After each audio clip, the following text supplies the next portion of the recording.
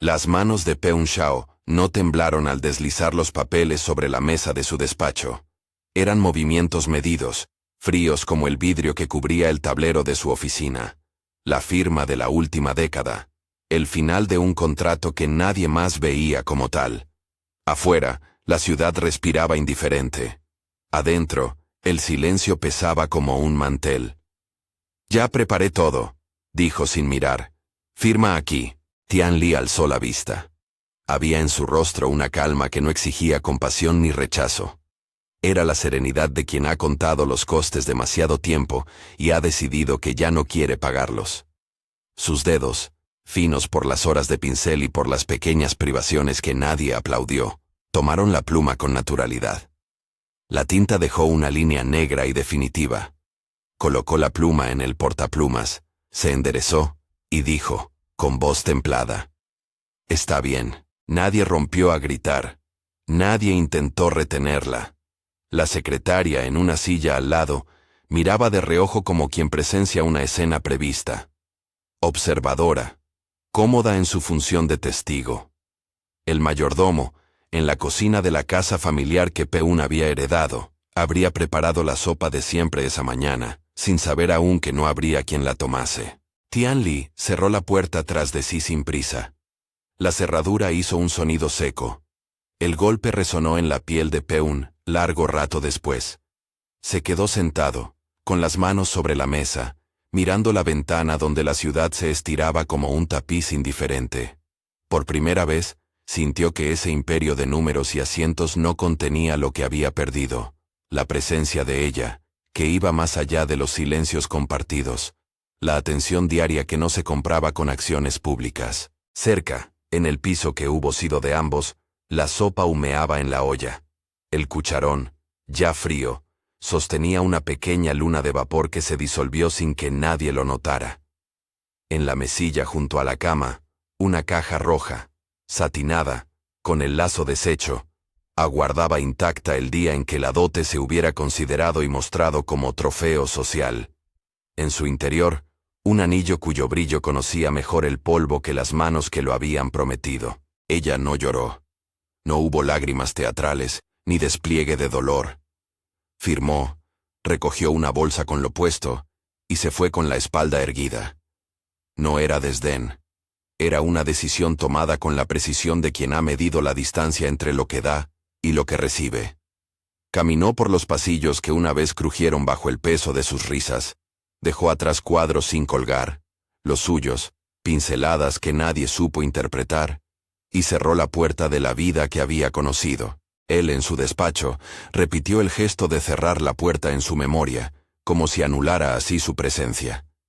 Apenas se permitió 2 palabras para definir lo que había pasado. Inconveniente, trámite, algo que la familia manejaría sin pérdida de imagen. Llamó a su asistente para ordenar cambios en la agenda. La firma era una forma administrativa. En público, sabría volver a sonreír. En privado, la alarma no sonó. La vida siguió funcionando. Pero la vida no es solo lo que las apariencias muestran. Un mundo invisible de gestos cotidianos había quedado atrás. Los tarros de pintura con restos de colores mezclados, las notas escritas en papel de dieta pegadas en la puerta del frigorífico, un trozo de tela con la marca de una begonia pintada a mano. Esas cosas no aparecían en balances ni en titulares. Eran los puentes que sostenían una casa. La última mirada de Tian Li a la ciudad desde el taxi fue breve. En su bolso, apretado entre un cuaderno de bocetos y un pañuelo, llevaba un pequeño álbum de vídeos. Grabaciones caseras en las que Peún no aparecía como magnate, sino como un hombre desprovisto de su coraza, sonriendo torpemente, aceptando una sopa demasiado salada con la humildad de quien ama.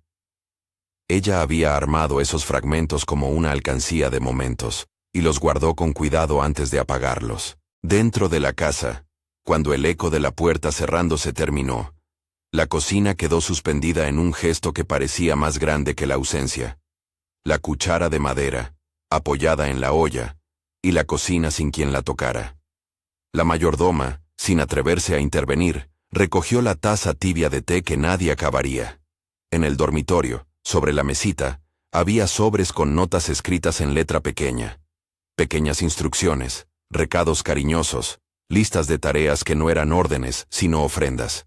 Un trozo de papel, doblado con precisión, decía: a las 5, la sopa estará lista. No olvides ponerte el abrigo, hace frío fuera. No era control, era cuidado. Esa misma noche, en uno de los despachos del clan Pei, la madre de Peun discutía con su hijo con la voz baja pero firme. No es eso, Peun. Es una cuestión de imagen. No podemos permitir escándalos. No hay escándalo, replicó él, con el tono que siempre usaba para matizar pérdidas. Es un trámite. Firma, y lo cerramos. Ella no es únicamente un trámite, dijo su madre, y por primera vez en años su voz titubeó. Es la mujer que crió a su hermana. Los gastos, la caridad, la historia. Peun no le contestó. Se sentía descolocado por un vacío que no sabía contabilizar. El poder lo había protegido siempre de heridas superficiales, pero esto era distinto. No podía llamar al departamento legal para arreglar la ausencia. De pronto, la elegancia de su mundo no bastaba. Al día siguiente, la casa que había compartido con Tian Li parecía exfoliada de lo íntimo. En la habitación de ella, el platillo con restos de té, los pinceles en remojo, el diario abierto en una página con una fecha, 12 de noviembre. Una nota al margen decía: hoy pude terminar el retrato. Miró sin decir nada. Pensé que me había visto. La letra tembló un instante, y al leerla parecía revelarse la distancia entre mirar y ver. Flashback. 2 años atrás. Un pequeño estudio con ventanas que daban a una calle menos impersonal. Ella, joven, con el pelo recogido en una coleta desordenada, le enseñaba a Peun una pintura en la que había usado un rojo que él comentaba con una ironía suave. Esa begonia parece más viva que tú, bromeó él. Ella rió, y se le escapó un comentario lleno de esperanza. Me gustaría que la gente sintiera lo que yo siento al verla. Él no entendió del todo. En su mundo, las sensaciones se medían en reacciones, aprobación o indiferencia. Pero algo en la risa franca de ella le resultó extraño y deseable. Se comprometieron en silencio, entre cuadros y facturas, con promesas que no siempre se dijeron en voz alta. Era una unión de costumbres y silencios, donde a veces la ternura se manifestaba en detalles minúsculos.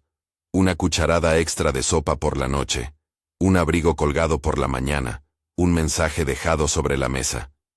Eran gestos que para ella construían un hogar. Para él, eran pequeños accesorios de una vida ordenada. Flashback.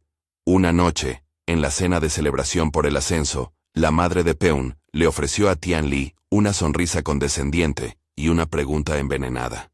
Te quedarás con nosotros siempre, ¿verdad? Eres buena para la casa. La broma fue una punzada. En la cocina, Tian guardó silencio, los ojos clavados en la taza de té. A nadie le sorprendió que aceptara relegar sus ambiciones por el bien del clan. Lo que no sabían era que cada renuncia dejaba una marca.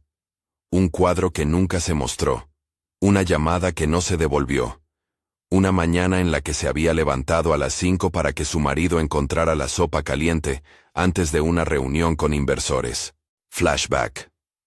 Una mañana, años antes, con el cielo destellando un tono perla, Tian se despertó a las 4:30.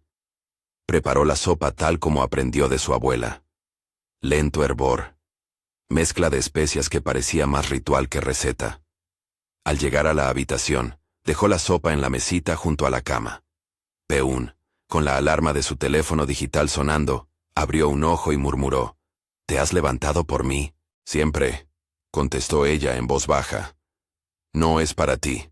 Es porque me gusta verte partir con algo cálido en el estómago. Él no entendió la diferencia. De vuelta al presente, la hermana menor, Tian Juan, recibió la noticia como quien descubre una grieta en un vaso que siempre consideró sólido. Llamó a la única persona que quizás no estaría envuelta en la red de silencio. La amiga de la infancia, que aún guardaba el número de Tian en su lista. Su voz, en el teléfono, Fue clara. No puedo creer que se haya ido sin decir nada, dijo Tian Juan. No así. Ella quiso hacerlo sola, respondió la amiga. Dijo que no quería escena. La hermana, incrédula, no aceptó esa explicación. Corrió a la casa, y sin aviso, entró en la habitación donde todavía quedaban pequeños atestigios. Un pendiente, un pincel con manchas de turquesa, una tarjeta con letras que anunciaba una exposición que nunca se llegó a realizar. En el diario, bajo el retrato de una begonia, una entrada fechada un mes atrás decía: «Me duele cuando me miran como una tarea.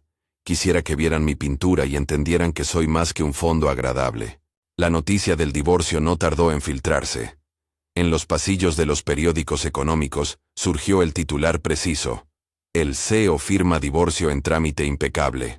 El énfasis cayó en la estrategia, nada personal, todo empresarial. Pero debajo del titular, un equipo de redacción notó algo inusual al revisar fotografías antiguas. Tian en la grada del estadio, sonriendo con una vida que parecía menos calculada. Un vídeo casero donde ella, con voz temblorosa, confesaba: «Si te he fallado alguna vez, fue por querer demasiado». Esas piezas, fuera de contexto, parecían fragmentos de una novela privada que nadie supuso que describía un sacrificio sostenido. En el domicilio, mientras la prensa redactaba la versión oficial, el mayordomo encontró en la habitación de Tian una pequeña caja forrada con notas. Dentro, cintas de vídeo etiquetadas con fechas que iban retrocediendo año a año. Los títulos escritos con la caligrafía minuciosa de ella decían cosas como: «Navidad 2018, cuando te reías, sopa de domingo». Al reproducirlas, la pantalla mostró una sucesión de instantes domésticos. Peun incapaz de cocinar, ella enseñándole a hervir agua. Una discusión tranquila sobre un lienzo mal colgado, risas alrededor de una mesa. En varias grabaciones, su voz hacía pausas que luego la cámara recogía. Una risa, un suspiro, una palabra que no necesitaba traducción. El contenido de esos vídeos cambió el tenor de la conversación en la casa. La madre de Peun, al verlos, palideció. En la pantalla apareció un fragmento en el que Tian, con voz baja, le hablaba a la cámara. «Si algún día me vas a dejar, quiero que te lleves algo que no sea mi nombre en la fortuna. Llévate estos recuerdos. No quiero que los destruyas». El video seguía con una sonrisa triste. Era la voz de alguien que había aprendido a proteger sus recuerdos frente a la indiferencia pública. Pero también dejaba pistas, pequeños detalles, que nadie había considerado relevantes. Una visita al hospital que ella había anotado en una agenda. Una pastilla olvidada en la mesita de noche. Un comentario a la cámara sobre un dolor que no quiso convertir en preocupación. La atmósfera se fue volviendo más densa en la clausura del clan. Los confidenciales de oficina empezaron a hablar de enfermedades pasadas. Alguien sugirió que había habido una consulta médica. Otro negó la mayor. Lo que la prensa denominó rumores no tardó en solidificarse en la cocina de la casa. Tian había estado enferma, con un mal que había callado. Cuando alguien tocó el tema con Peun, su respuesta fue la distancia habitual. «No voy a poner la vida privada de mi familia en la plaza pública», dijo. «Si hay algo, lo resolvemos internamente». Las palabras, en la práctica, se convirtieron en abandono, no porque fuera malintencionado, sino porque en su mundo la solución se definía en términos de gestión de imagen. Atender no era necesariamente un verbo que entrara en su diccionario cotidiano. La mañana en que la verdad comenzó a filtrarse de una manera que no se podía domesticar, el mayordomo llevó a la mesa una hoja escrita a mano por Tian, que él había encontrado en un cajón entre pinceles secos. La nota, fechada hacía unas semanas, era breve. «A veces el orgullo nos hace creer que somos invencibles. Yo no quiero ser invencible. Quiero que me vean, aunque sea doloroso». Ese texto pronto apareció también en el teléfono de Tian Juan. La hermana ya no tenía paciencia para la moderación. Al llegar a la casa de su hermano, lo encontró pálido, con la garganta seca, como si las palabras hubieran quedado extrañas en su boca. Le señaló los vídeos en el comedor. No hubo recriminación inicial, Solo una pregunta. Simple. ¿Por qué no lo supiste? Peun buscó una respuesta que no justificara. Pensó en sus reuniones, en la agenda apretada, en las conferencias en las que la solemnidad se confundía con la autoridad. Pensó en todas las mañanas en que creyó que lo que importaba era la performance. Al mirar los vídeos, la culpa no le explotó en la cara. Fue una sensación más lenta, como el frío que entra por una rendija. Empezó a notar hilos que nunca había visto. La presencia silenciosa de Tian en los recados de la empresa, el número de llamadas sin contestar desde una habitación contigua. En la clandestinidad de la madrugada, mientras la ciudad dormía, Peun encendió su ordenador y buscó cosas que en el pasado le habrían parecido triviales. Un mensaje antiguo de Tian, un correo en el que ella le enviaba un boceto. Las imágenes en la pantalla no le devolvieron consuelo. Le mostraron, en cambio, lo que había dejado de mirar. La acumulación de pequeños servicios, la constancia que se extinguía sin aplausos. Su orgullo empezó a agrietarse. Entretanto, Tian Li, lejos ya del brillo del apellido y de las oficinas, buscaba un lugar donde empezar de nuevo. No buscaba venganza. No quería que su partida fuera una operación escénica. Quería que su cuerpo se quedara algo más que en el recuerdo de un ejecutivo. Se instaló en una pensión modesta, con una ventana que daba a un patio donde las begonias crecían en macetas ajadas.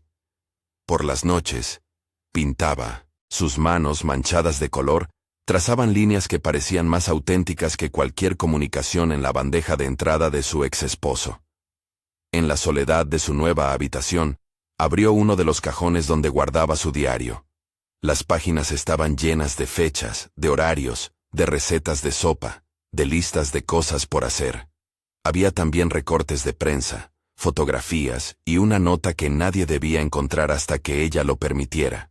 Entre esas hojas, una grabación digital, una cápsula en la que ella se dirigía a Peun sin nombre, a su futuro o a su pasado, según quien lo escuchara. Si te arrepientes, decía la voz de la grabación, que sea por lo que realmente fallaste, por no haberte sentado a comer conmigo a las 5 de la mañana, por no haber visto mis cuadros, por no haber preguntado cómo me dolía el estómago cuando me doblaba al levantar la olla. No quiero que la culpa sea un accesorio de tu imagen pública. Quiero que cambie algo real. La grabación terminaba con un silencio largo, como si la cámara hubiera esperado una respuesta que no llegó. Ella la guardó, no por venganza, sino porque sabía que la verdad, a veces, necesita tiempo para desplegarse. El rumor de su enfermedad llegó a los titulares como una sombra. No era aún una confirmación. Era un murmullo que se alimentaba de supuestos y mala intención. Una fuente anónima dijo que había un informe médico en manos de alguien. Otra versión hablaba de consultas secretas en hospitales privados. La familia de Peun intentó manejar la narrativa, minimizar la preocupación, controlar el flujo de información, presentar todo como un tropiezo privado que no merecía escena pública. Pero las piezas que Tian dejó atrás comenzaron a contar otra historia. En un diario, una página mostraba la lista de medicamentos que había tomado en una temporada, sin detalle clínico, solo con fechas y una anotación. A veces la medicina es el silencio. En otra, había una nota para sí misma. Guardar un video para cuando no quiera recordar que alguien me dejó sola con un dolor. Eran evidencias de una convivencia con una dolencia que no se reconocía en la etiqueta del hogar. Peun asistió a una rueda de prensa improvisada. Le pidieron que ofreciera una versión, que mostrara control. En el atril, las luces le dieron la dureza de un quirófano. Saludó con cortesía, habló de decisiones personales y procesos administrativos. Sus palabras medidas y preparadas intentaban como siempre domar el rumor. Sin embargo, quien conocía los gestos descubrió otra cosa, el juicio clavado en sus ojos, la fatiga que la máscara no podía disimular. En una esquina, un periodista preguntó si quería aclarar el asunto de los vídeos. Él esquivó, con una sonrisa que crujió. Afuera, las redes empezaron a jugar. Comentarios que antes habían tratado a Tian como un aderezo social, ahora la miraban con lástima y reproche a la vez. ¿Por qué renunciaste a tu carrera por un hombre que no supo apreciarte? Y al mismo tiempo, ¿Qué ocultaba ella para marcharse así? El linchamiento sutil era una ceremonia que la modernidad digital celebraba con apetito. Mientras los rumores crecían, alguien dejó en la mesa del despacho de Peun un sobre con una nota. Mira los vídeos. Fue un golpe directo. Dentro del sobre, las cintas que el mayordomo había encontrado ahora circulaban por manos que no pertenecían al servicio doméstico. Peun, al comprender que lo que había ignorado ahora se situaba en el centro de la escena, sintió por primera vez la urgencia de una reacción visible. Pero no era la urgencia que despertaba la compasión. Era la urgencia de quien teme perder el control de la narrativa sobre su vida. Esa misma noche, en la pensión, Tian encendió su lámpara y se quedó contemplando una de sus pinturas. Una begonia a contraluz. Pétalos que parecían sostener una luz propia. Le gustaba pintar flores porque no necesitaban palabras. Tomó la sartén con la mano. Recordó la sopa que no hubo.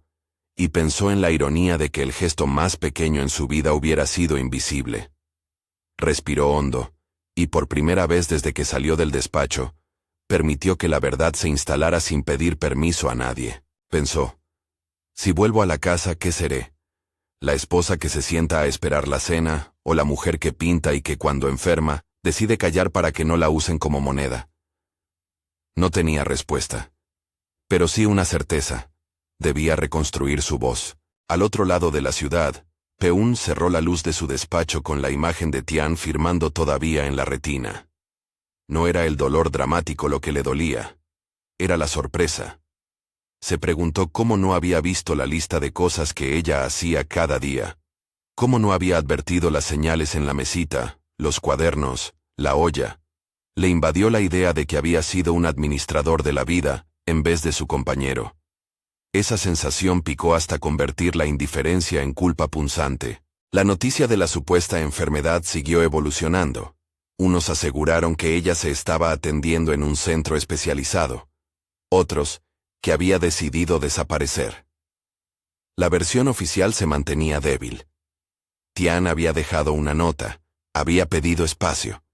Pero dentro del grupo de amigos y del servicio, había algo más. Vídeos que ahora se divulgaban selectivamente, notas fechadas que hablaban de citas médicas, un calendario donde se marcaban ausencias de semanas. En la cocina de la pensión, Tian preparó una sopa sencilla con gusto a antiguas mañanas. La cuchara de madera raspó el fondo de la olla, y ella sonrió por un momento. No de felicidad, sino de reconocimiento. La sopa la acompañaba en los cambios, igual que la pintura. Abrió su diario y escribió, «Me voy con la cabeza alta». No había más. No era necesidad de proclamarlo al mundo. Era un compromiso íntimo con su propio abandono de la sumisión. Guardó la nota en el cuaderno, la misma que alguien encontraría más tarde como testimonio. Esa noche, antes de dormirse, dejó en un pendrive la copia de varios vídeos y una carta en la caja roja de dote que nunca abriría de nuevo. No planeaba revivir escenas ni humillar a nadie. Solo quería que, si alguien se encontrara con esas piezas, supiera que no había sido una mujer sumisa por elección, sino por circunstancias. Necesitaba que la verdad se extendiera de manera que ella ya no tuviera que justificarse. Era un acto de protección y de advertencia. En la madrugada siguiente, el teléfono de Peun explotó con llamadas no solicitadas, periodistas, socios, la madre. Todos querían una versión que controlase el desorden. Peun, con la cara como una máscara rota, decidió que la única forma de recuperar algo era aparecer públicamente para mostrar que estaba dispuesto a rectificar, a limar asperezas. No pensó aún en lo que eso significaría para ella, para su dolor, ni para el hecho de que la reparación no siempre es suficiencia cuando llega tarde. Al salir del coche en la puerta del hospital privado, donde algunos decían que Tian había acudido, la bruma del amanecer parecía un espectador que no se implicaba. No sabía entonces que dentro del edificio se guardaban documentos, que la historia tenía varias versiones y que algunos de esos fragmentos habían sido puestos ya en manos de terceros. Lo único real, por ahora, era el vacío que él sentía y la determinación que ella había mostrado al marcharse. Si esta historia te atrapa y quieres conocer qué sucede cuando la ausencia revela lo que la presencia no alcanza a ver, suscríbete para seguir este relato. Después del anuncio, la ciudad continuó su ritmo, pero las piezas se movían en el tablero con una nueva velocidad. En la penumbra del hospital, la hermana de Tian aguardaba noticias con la mirada clavada en sus manos. Había allí una mezcla de rabia contenida y miedo. La certeza de que algo grave podía ocurrir si no se actuaba. Llamó a un viejo amigo del colegio, que trabajaba en el sector, y le pidió que averiguara. No quería escándalos. Quería hechos. Mientras tanto, en una galería discreta del centro, un curador releyó un correo que había recibido semanas atrás. Era la invitación a la exposición de Tian, que nunca se realizó. Al verlo ahora, con la persona ausente convertida en noticia, lo único que sintió fue culpabilidad por no haber insistido. Guardó la carta en un cajón, culpable por la indiferencia profesional hacia una artista emergente que había preferido la vida doméstica y refugiar su obra en el silencio. En la pequeña pensión donde se alojaba, Tian se levantó con la luz entrando por la cortina y se dio cuenta de que su cuerpo ya no era simplemente suyo. Había notado cambios. Una molestia que no era pasajera. Un cansancio que no cedía. No obstante, la etiqueta social la había enseñado a maquillar llagas con sonrisas. Había aprendido a callar para no quebrar un orden que nunca le devolvía reciprocidad. Un día, la doctora que la atendió en una consulta privada, le dijo con voz mesurada que necesitaban más pruebas. Ella asintió. No buscó alarmar a nadie. Pensó en su hermana, en sus notas, en los vídeos que había guardado. Sabía que la enfermedad era un asunto íntimo y público a la vez. Que si salía a la luz, las manos que antes aplaudían, ahora buscarían un rostro al que culpar. Decidió que su lucha por la salud no sería una mercancía. Se quedaría en silencio, pero no indefensa. Pero los silencios no siempre protegen. En la casa que dejó, las notas empezaron a hablar por sí solas.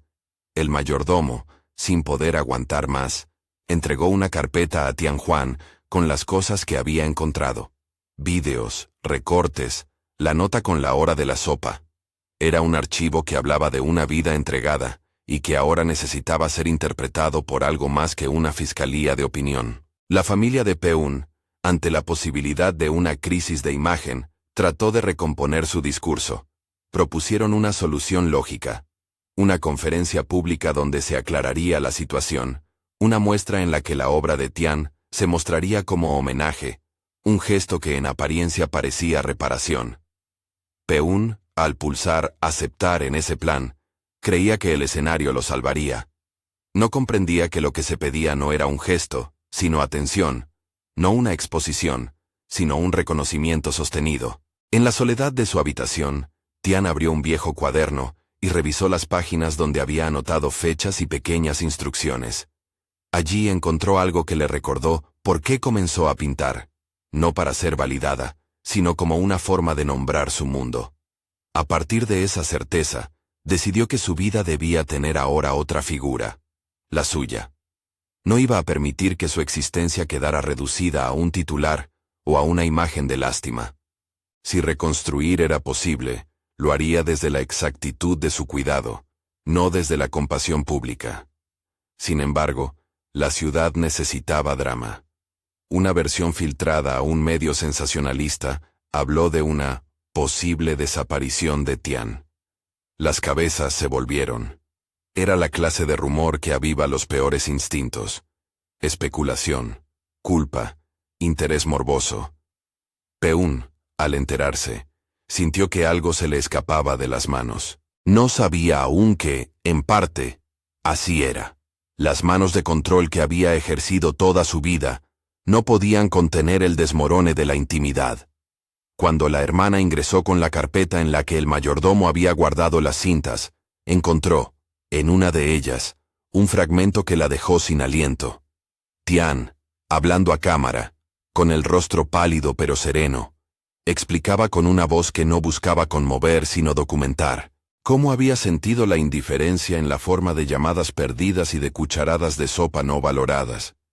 Era una especie de testimonio hecho con calma, sin intención de juicio, pero contundente. La grabación terminaba con una frase que ahora parecía una profecía. Si me pierdo, que mis cosas digan la verdad. Esa frase caló hondo en la hermana. Sabía que debía actuar. Llamó a Peún, con la evidencia en la mano, y la llamada desencadenó una conversación que no fue más que un primer intento de encarar lo que antes se negaba. ¿Por qué no me dijiste?, preguntó ella sin rodeos. No supe, contestó él sin maquillaje. No lo supe y ahora lo siento. No era suficiente. Las palabras de remordimiento no borraban las tardes en las que la sopa había enfriado en la olla sin que él preguntara por qué. No devolvían los cuadros que nunca colgó en la sala. No reparaban la constante de haber priorizado presentaciones y balances sobre la presencia diaria. Sin embargo, eran un inicio. Un reconocimiento abrupto, doloroso para quien lo pronunciaba. Al otro lado del hilo, Tian, en la pensión, decidió que su próxima exposición sería su manera de volver. No con la finalidad de humillar, sino para presentar una versión de sí misma que no estaba supeditada a la vista de nadie. Pintó con una rabia contenida que dio lugar a obras intensas. Begonia en primer plano, manos que sostienen una cuchara, rostros que miran sin ver. Cada lienzo era una declaración, una reconstrucción. Sabía que no bastaba con empezar de nuevo. Debía hacerlo sin las ataduras de su pasado. La tensión aumentó. El público ya no solo comentaba en redes. Había clientes que preguntaban por sus obras, galerías que renegociaban fechas, y, en el medio, Peún, que, incapaz de asimilar lo perdido, empezó a moverse con torpeza en la esfera pública. Compró vestidos caros para sobreactuar una búsqueda. Habló en conferencias donde su voz se quebraba cuando alguien mencionaba el nombre de Tian. Ofreció declaraciones públicas que sonaban más a actos de reparación que a sentidas confesiones. La prensa lo retrató a veces con lástima y a veces con un dejo de condena. Su empresa sufrió pequeñas fluctuaciones en la bolsa. Los inversores, apegados a números, puntearon la caída. No fue un descalabro inmediato, pero sí el inicio de una erosión que todavía no comprendía en su alcance. La historia estaba apenas en movimiento. Las piezas que Tian había dejado empezaban a sobrevivir por sí mismas.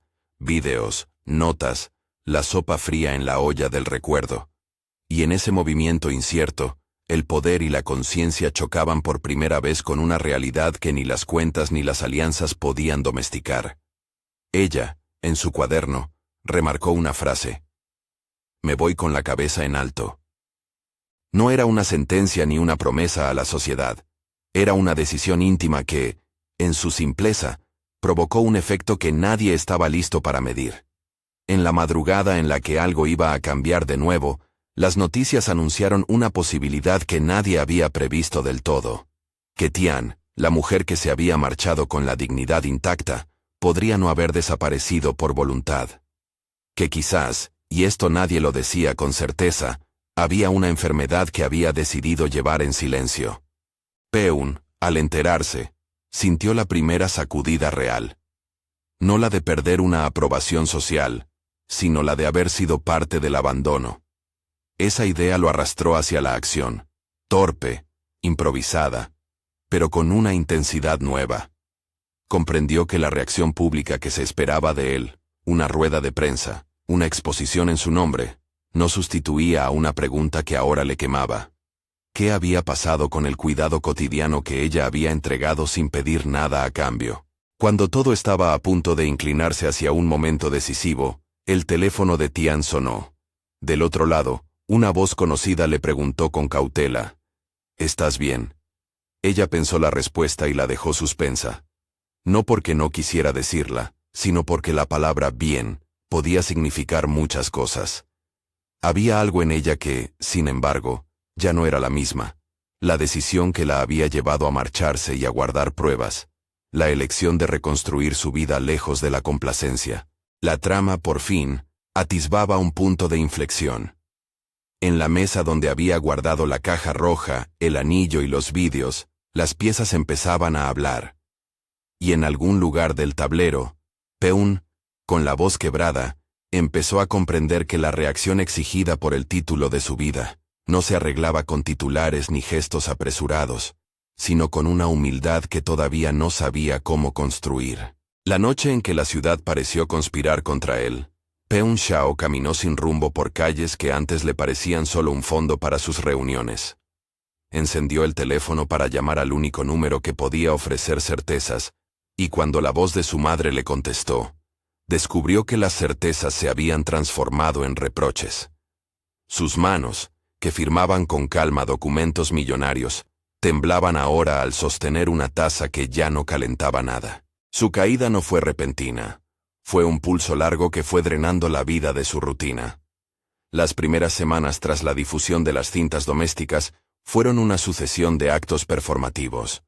Ruedas de prensa donde su sonrisa se cuarteaba, entrevistas preparadas por el Departamento de Comunicación, una carta pública en la que prometía reparar lo que hiciera falta. Nada bastó. Los inversores empezaron a preguntar por la gobernanza emocional dentro de la empresa, los clientes, por la estabilidad en la cúpula. La cotización respondía a rumores como si fueran palancas invisibles.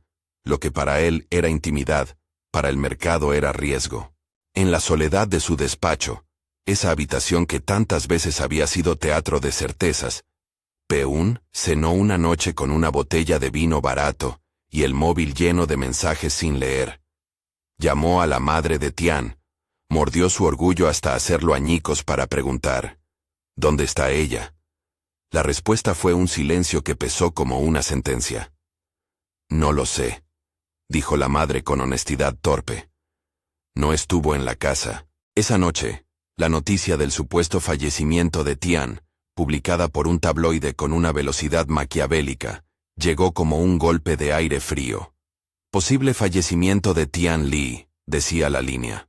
No había cuerpo, no había confirmación médica oficial, solo la voz en off de alguien que quiso acelerar la tragedia.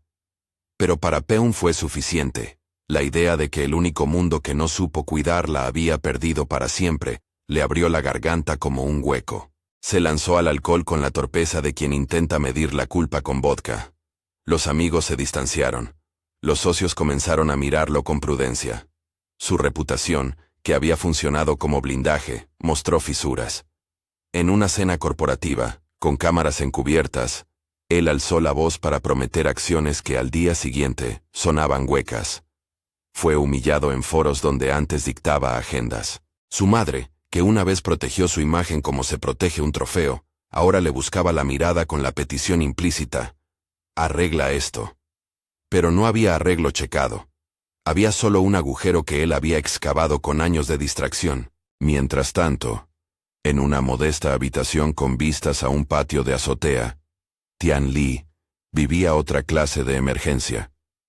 Había días en los que el cansancio le exigía dormir a las 3 de la tarde. Noches en las que vomitaba precaución en silencio. No era la enfermedad, explicada con tecnicismos. Era la sensación de quedarse sin reservas. La presencia de un médico, en aquel momento, entró en su vida como una sombra que se quedaba a observar. Gu Yushen, con sus manos firmes y la manera atenta de hablar, no trajo promesas de milagros, sino gestos concretos, horarios, acompañamiento, una voz que no miraba a ella como una anécdota. Dr. Gu llegó con una discreción que contrastaba con la estridencia mediática. No se presentó en grandes titulares, se presentó en consultas y en acompañamientos, en mensajes cortos y en visitas que parecían más a cuidado que a interés profesional.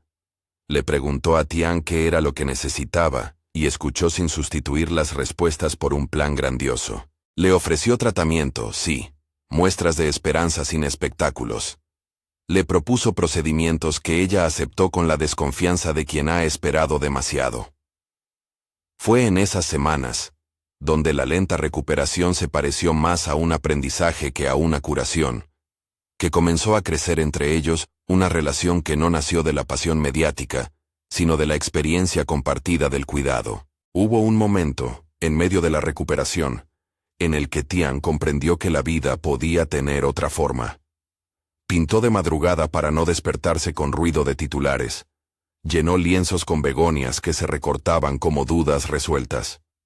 En una de esas noches, El doctor Gu se quedó hasta tarde con ella en el cuarto de hospital, limpiando pinceles y hablando de detalles anodinos para ofrecer normalidad.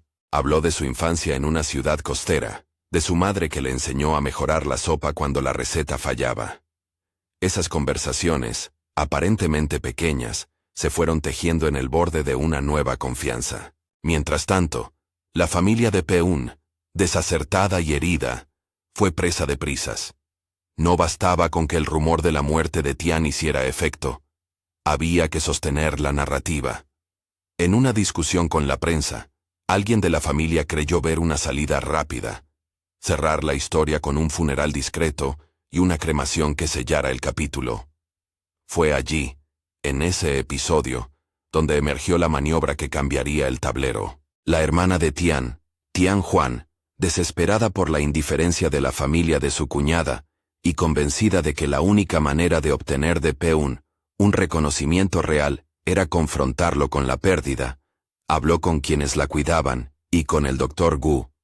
Entre decisiones impulsivas y responsabilidades éticas mal medidas, se montó una escena, un funeral simbólico, una urna, la palabra ceremonia, que todos usaron como excusa para cerrar heridas. La ceremonia fue pequeña y contenida. Unos pocos asistentes, imanes sociales bien seleccionados, emisarios de prensa que respiraban expectación. Peun fue invitado a asistir, apenas puede decirse que con libertad. Su familia lo empujó a cerrar un capítulo que aún no comprendía. Al verlo entrar con el traje que tantas veces funcionó como escudo, se topó con una sala en la que varias voces guardaban pena. En un momento, al acercarse al féretro vacío, un cajón simbólico preparado por manos que tenían una razón y una culpa, se desplomó. No era solo la idea de la muerte. Era el abismo que se abría bajo su indiferencia. La constatación de que había perdido lo que le había sostenido en pequeñas cosas. La prensa devoró la escena. Imágenes de Peun arrodillado, con el rostro desgarrado y las manos temblando, circularon por la red. Sus lágrimas, reales y derrotadas, alimentaron un relato de tragedia pública. El CEO que tuvo que pagar con su imagen, porque no supo ver. Entre quienes presenciaron la ceremonia hubo, sin embargo, quienes supieron que aquello no era el final. Gu Yushen, que había organizado la recuperación de Tian y que había colaborado en la protección de su privacidad, dejó que la ceremonia siguiera su curso con ojos que sostenían un secreto. La mujer a la que lloraban no estaba muerta. La maniobra tuvo consecuencias inesperadas. Para algunos, fue una traición por partida doble. La familia de Peun se sintió engañada. Los periodistas, burlados. Peun, humillado, y después furioso. Nutrir la culpa mediante un simulacro de duelo fue un arma peligrosa. Al descubrir, días después, que aquello no fue más que una puesta en escena para proteger a Tian, o para ponerlo frente a su propia falta, Peun experimentó una mezcla de sentimientos que lo desarmó aún más. Ira por la manipulación, alivio por la posibilidad de reparación, y el viejo peso de la arrepentida culpa que ya no se curaba con palabras. Su búsqueda se tornó frenética.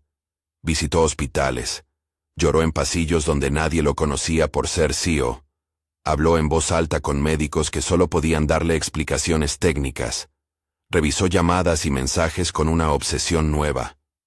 Bebía y conducía en la madrugada, pegaba póster con su fotografía en lugares donde creía que ella podría estar, interpeló a los viejos servicios, se enfrentó al mayordomo que por fin comentó lo que había mantenido oculto. La prensa aprovechó cada instante de fragilidad, montajes de la caída, análisis de comportamiento, editoriales que debatían si la empatía tardía cambiaba la naturaleza de la culpa. El dolor de Peun fue visible, y su degradación tuvo costo. La empresa sintió la falta de su liderazgo.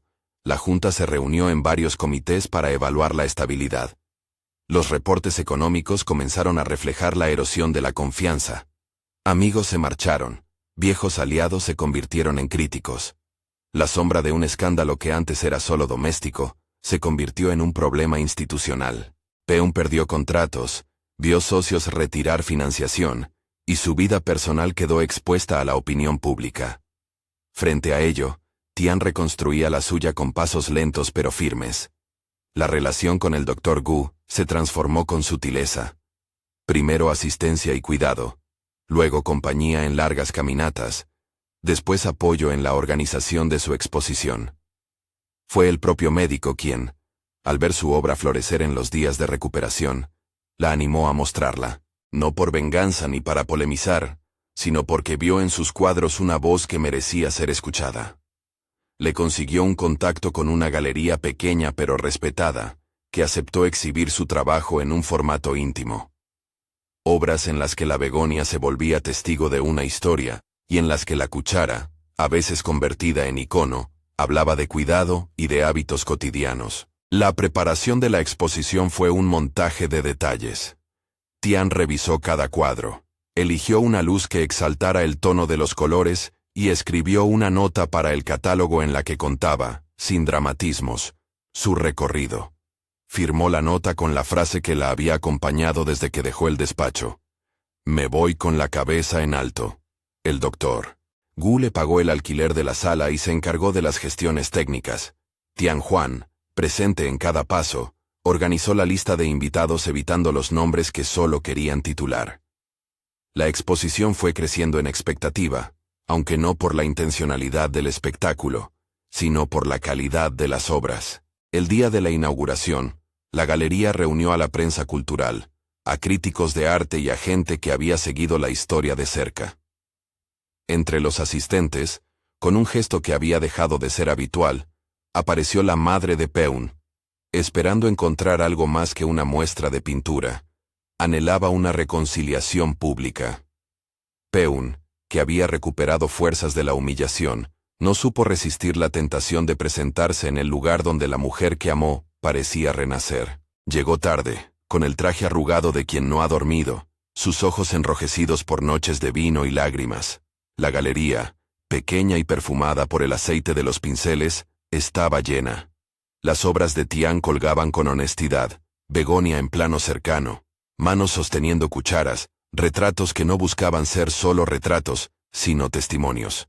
En una pared, el cuadro de una mesa con una olla humeante llamó la atención de quienes sabían la historia. Frente a él, una placa con la nota de Tian describía en pocas líneas el gesto cotidiano convertido en ofrenda. Al final del recorrido, un video reproducía fragmentos de los clips domésticos que ella había dejado. Risas, una cucharada, un comentario sin importancia que ahora se sentía como un epitafio. La reacción pública fue variada. Algunos aplaudieron la fuerza de la obra, otros, la mirada fresca sobre los roles de género. Entre murmullos y aplausos, Peun se acercó a la sala reservada donde, según los organizadores, se haría una breve intervención. Subió al pequeño estrado con los ojos fijos en el público, temblando. Quiero decir, comenzó sobre una voz que luchaba por no quebrarse. Quiero pedir perdón, en público, por no ver lo que tenía delante, por no haberla cuidado, por haber medido todo con hojas de cálculo y no con cuidado. Su discurso fue sincero. Lloró en público, y su llanto se convirtió en otra noticia. Algunos aplaudieron, otros reaccionaron con escepticismo. En la sala, mientras Peun hablaba, Tian lo miraba no con sorpresa, sino con una distancia que había trabajado en su alma. No buscaba humillarlo. Buscaba eliminar la necesidad de seguir sosteniendo a quien no supo sostenerla. La necesidad de un perdón público, para ella, no sustituía la labor diaria de reconstrucción. Tras la charla, cuando el público se dispersó, le ofrecieron a Tian la posibilidad de pronunciar unas palabras. Ella subió al podio con calma, con el vestido que llevaba noches de pintura. No habló para dramatizar, habló para definir su lugar. Pinté estas obras cuando necesitaba nombrar el mundo que me sostenía, dijo. No pinto para exhibir heridas, pinto para encontrarlas. No espero que nadie pague por mis pérdidas, y menos que una disculpa tarde borre años de silencio. Lo que quiero es que lo que hice tenga una voz distinta a la de la lástima. Gracias por venir. No hubo reconciliación frente a la galería. Hubo un gesto, eso sí. El Dr. Gu, a su lado, le tomó la mano y la miró como si la tuviera siempre protegida. Peun se acercó porque la obligación social lo empujó, porque la culpa le pedía más, porque la posibilidad de recuperar algo suyo todavía quemaba. Le dejó en la mesa un sobre con una nota y una rosa blanca. La nota fue leída por Tian más tarde. «Estoy dispuesto a cambiar», decía con tinta temblorosa. Guardó la nota en su bolso, y en una intimidad que ahora era suya, sonrió sin nostalgia. El proceso de recuperación, para Tian, fue también una reconstrucción económica y social. La exposición vendió varias obras. Le permitió pagar tratamientos, renovar su estudio y comenzar a planificar una vida que no dependiera de la aprobación de otros. Se mudó a una casa en la que las begonias crecían con luz suficiente. Allí, con el doctor Gu como compañero y la hermana como aliada, comenzó a pensar en un futuro menos insospechado. La relación entre Tian y el doctor Gu avanzó con el ritmo de quienes no prometen perfección y sí compañía. No hubo una gran escena de película. Hubo cenas compartidas, apoyo en trámites, la experiencia de extrañar y la de ser extrañado. La decisión de formalizar la relación, en el registro civil, sin fastos ni apariciones mediáticas, fue una respuesta práctica tanto como emocional. Doctor Gu ofreció estabilidad, respeto y una forma de amor que no exigía sacrificios en silencio. Tian aceptó no por revancha, sino porque, por primera vez, alguien la vio sin pedir otra cosa que su compañía. Entretanto, la vida de Peun había cambiado de forma irreversible. Sus intentos por recuperar su imagen ahora eran más vulnerables. Proyectos filantrópicos, anuncios de apoyo a la salud mental, campañas de tolerancia y escucha en la empresa. Había cierto maquillaje de conveniencia, cierto intento por domesticar la culpa con gestos públicos, pero la caída económica fue real. Algunos contratos se perdieron, los empleados se rebelaron en asambleas contra una gestión que consideraban desconectada, y la familia mostró grietas que no se cerraban con simples acuerdos. En un intento por reparar lo que consideró un fracaso personal, Peun organizó una conferencia pública sobre la responsabilidad social del liderazgo. El auditorio estaba lleno, y los medios aguardaban.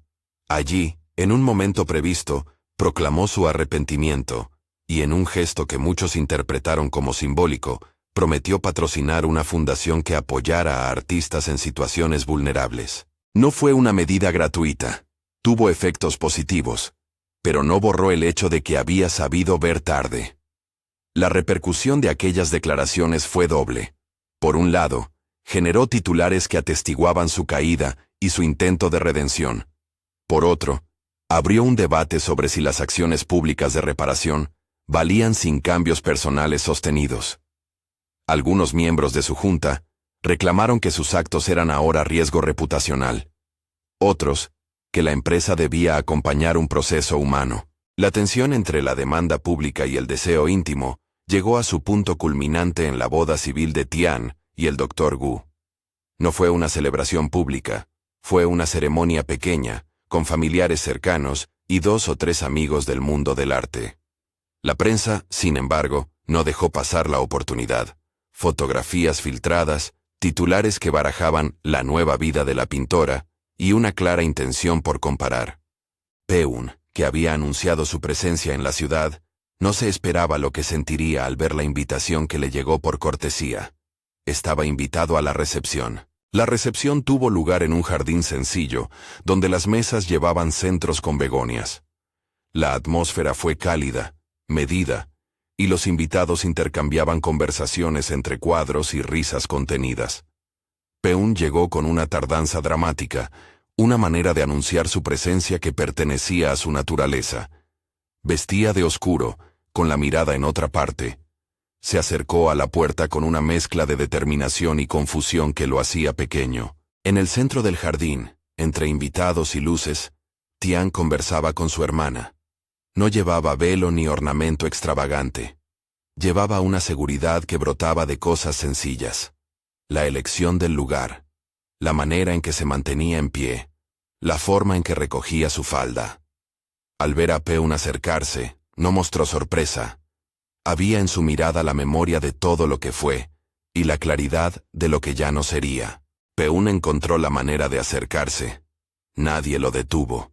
Tal vez todos esperaban que ocurriera algo imponente. Tal vez él mismo lo esperaba. Su voz, cuando habló, fue un tambor que intentaba romper la resistencia de un muro construido en años de abandono. Tian, dijo. Te he buscado. Te he perdido. No sé si esto tiene sentido. Pero te suplico. Hizo una pausa, porque suplicar era lo único que la culpa le dejaba ya. Dame una oportunidad. Deja que te haga parte de mi vida. Prometo cambiar. La frase flotó en el aire. Algunos invitados se inclinaron, anticipando la escena clásica de reconciliación. Otros miraron a Tian con curiosidad. Ella lo miró sin mediar respuesta inmediata, y la sala se hizo de un silencio que no buscaba juzgar, sino observar. Peún, respondió con la serenidad de quien ha tenido tiempo para repensar. No creo que tu promesa llegue a tiempo. No porque lo diga para herirte, sino porque, durante años, aprendí a sostener mi vida con mis manos. Si te doy un lugar ahora, no será porque necesite humillarte por la gente, sino porque necesito sentir si tu cuidado es verdadero. Y no lo sé. No ahora. La franqueza de su respuesta no fue un desprecio teatral. Fue una claridad que derribaba expectativas. Peún se arrodilló, no como un gesto ritual, sino como reconocimiento de su impotencia. Pidió perdón una vez más, con la intensidad de quien ha descubierto su falta demasiado tarde, para que las excusas basten. Tian no huyó. No necesitaba hacerlo. Ella guardó su dignidad en la postura más simple. No aceptó entrar en una dinámica que requiriera su tragedia para reconocerse. Aceptó, eso sí, mirar con honestidad. Te deseo que seas mejor, dijo. Desde lejos o cerca. Pero no puedo ser la confirmación de tu cambio, no ahora. La escena no concluyó con un gran drama. Concluyó con la sutileza de una elección. Peún, desarmado, retrocedió. Se quedó allí un instante, mirando cómo la mujer que amó se casaba con quien la había cuidado en la enfermedad. Su reacción, un llanto contenido, una mano sobre el corazón, fue recogida por los presentes con esa mezcla de compasión y verdad que no se presta a la fachada. El eco de aquella tarde resonó en la ciudad, y la prensa lo trituró en múltiples ángulos. Para algunos fue una humillación final. Para otros, la evidencia de que la redención no siempre es reconciliación. Para Tian, fue el cierre de un círculo que comenzó con una firma fría en una mesa de despacho. Para Peún, fue un punto de inflexión que marcó la distancia entre lo que perdió y lo que puede recuperar. Los meses posteriores fueron de reconstrucciones distintas. Tian y el Dr. Gu consolidaron una rutina doméstica que tenía la templanza de la gratuidad. Ella abrió su estudio a jóvenes artistas. Creó una pequeña fundación con parte de lo recaudado en sus exposiciones para apoyar a mujeres que cuidaban en silencio, y su obra siguió ganando un lugar en colecciones más íntimas que gloriosas. No buscó la revancha. Buscó justicia en actos que devolvieran dignidad a quien antes no la recibió. Peún, por su parte, emprendió un camino más solitario. Su empresa se recuperó parcialmente gracias a cambios organizativos, pero el precio personal fue alto. Aprendió, en noches largas, a escuchar. Se ofreció a sesiones de terapia, participó de grupos de apoyo, y se sometió a la evaluación de asesores que le pidieron que cambiara su forma de ejercer poder. No fue una metamorfosis inmediata, fue una serie de pasos que a veces retrocedían y a veces avanzaban. Algunos días, tropezaba. Otros, encontraba la paciencia suficiente para reparar sin teatralidad. Hubo consecuencias legales y sociales por la escenificación del funeral, reclamaciones, debates éticos, y una condena silenciosa por parte de ciertos sectores. Pero quedó también una pregunta en el aire. ¿Qué justifica el uso de la mentira para provocar la verdad? Para Tian, la maniobra fue un catalizador. Para Peún, una lección que, aunque dolorosa, lo despertó. Ninguno salió indemne. Años después, en una sala de exposiciones donde colgaba una begonia en primer plano, un visitante se detuvo ante un pequeño lienzo que mostraba una mesa con una olla humeante y una nota pegada en la esquina. La nota no tenía firma. Decía: a las 5, la sopa estará lista. No olvides ponerte el abrigo. El cuadro, vendido hacía poco, tenía un comprador que, al preguntarle al galerista, sonrió y respondió con la verdad parcial. Es una obra sobre lo que significa ver a otro. No es una crítica ni un ruego, es una memoria. Peun pasó frente a esa galería sin entrar. Se detuvo en la acera, observó la ventana iluminada y vio el reflejo de su figura en el vidrio. Llevaba un sobre en la mano.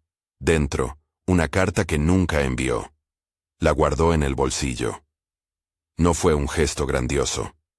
Fue una forma de aceptar que algunas cosas no se reparan con promesas, sino con la humildad de vivir diferente. La última imagen que la ciudad conservaría de ellos fue sencilla. Tian en su estudio, abriendo una caja roja que ya no tenía el brillo compulsivo de la dote, sino que guardaba un pendrive con los vídeos que alguna vez fue su escudo.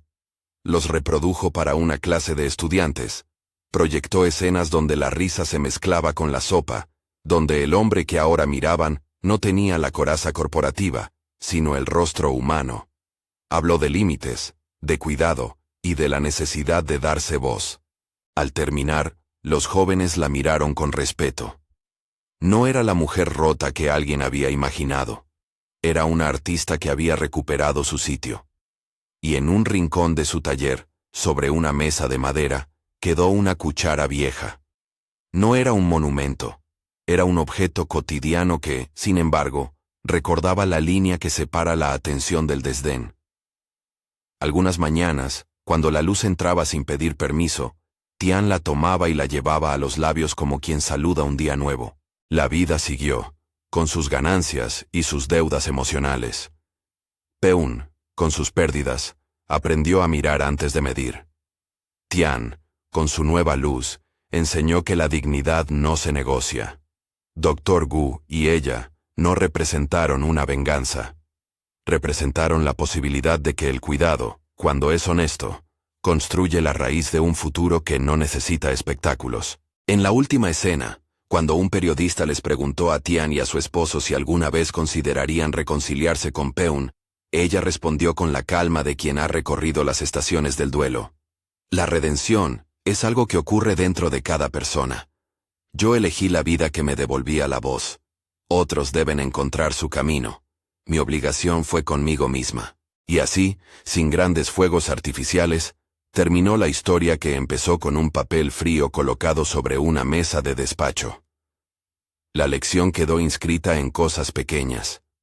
Una nota pegada en la nevera, la cuchara que aún olía a sopa, un cuadro que ahora colgaba en la sala de una galería. Lo que antes fue negligencia se convirtió en una advertencia. Lo que antes fue cuidado no correspondido, en la posibilidad de abrirse paso como arte y como vida. Para Peun, la reacción fue una cadena de hechos que lo cambió. Para Tian, la partida fue el inicio de una voz que ya no se fragmentaría. ¿Tú qué harías en su lugar? Comparte tu opinión, y comparte esta historia con alguien que necesite oírla.